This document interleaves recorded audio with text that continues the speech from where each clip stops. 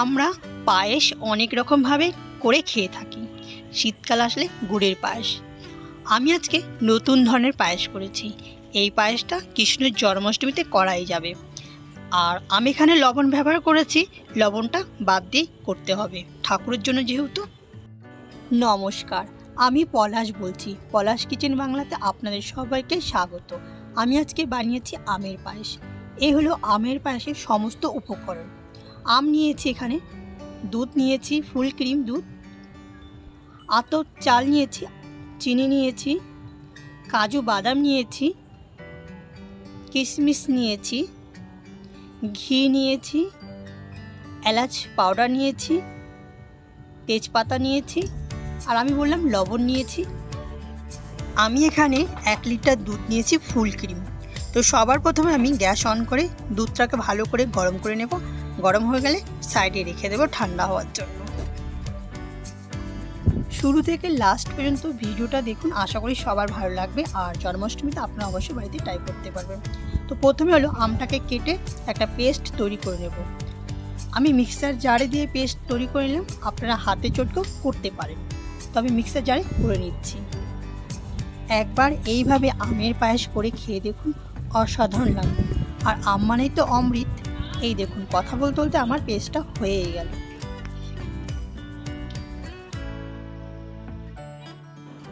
এবারে আমের পেস্টটাকে আমি জাল দিয়ে নেব। তো গ্যাস অন করে নেব, আমের পেস্টটা এখানে দিয়ে নেব, আর গ্যাসটাকে মিডিয়াম ফ্লেমে রাখবো। আর অনবরত নাড়তে থাকবো যাতে তলায় লেগে না যায়। আর যেহেতু এটাকে 5 থেকে 6 মিনিট ধরে জাল দেব।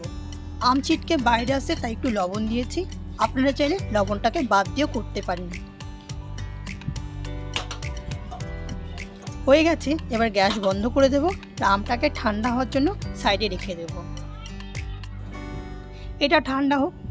এবারে গ্যাস অন করব আবার, দিয়ে কিশমিশ কাজুটাকে ঘি দিয়ে ভালো করে ভেজে নেব। তো এখানে 1 চামচ ঘি দিচ্ছি।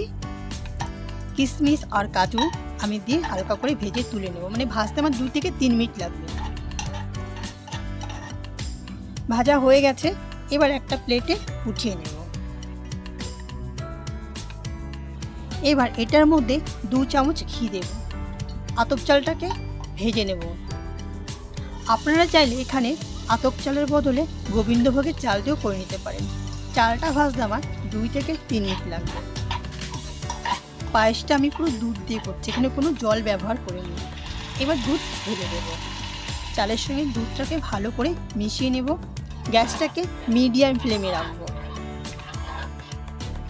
এবারে তেজপাতা দুটো দিয়ে দেব। মাঝে মাঝে এটা নাড়তে থাকবো যাতে তলায় লেগে না যায়।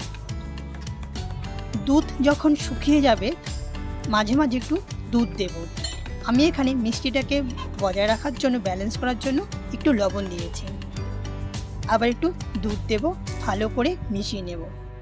চালটা আমার 95% গলে গেছে। এবারে আমি চিনি দিয়ে দেব, ভালো করে মিশিয়ে নেব, 7 মিনিট করে নেব। এরই মধ্যে আমি ভেজে রাখা কিশমিশ কাজুগুলো দিয়ে দেবো, আর এলাচ পাউডার দিয়ে দেব। দিয়ে গ্যাসটাকে বন্ধ করে দেবো। কেউ 7 মিনিট মানে হয়ে গেছে। গ্যাসটা বন্ধ করে দেবো। এবার ঠান্ডা হওয়ার জন্য রেখে দেব। পায়েসটা হালকা গুনগুনে গরম আছে। এখন জাল দিয়ে রাখা আমটা দিয়ে দেব, আর ভালো করে মিশিয়ে নেব। তাইলেই আমার তৈরি হয়ে যাবে আমের পায়েস।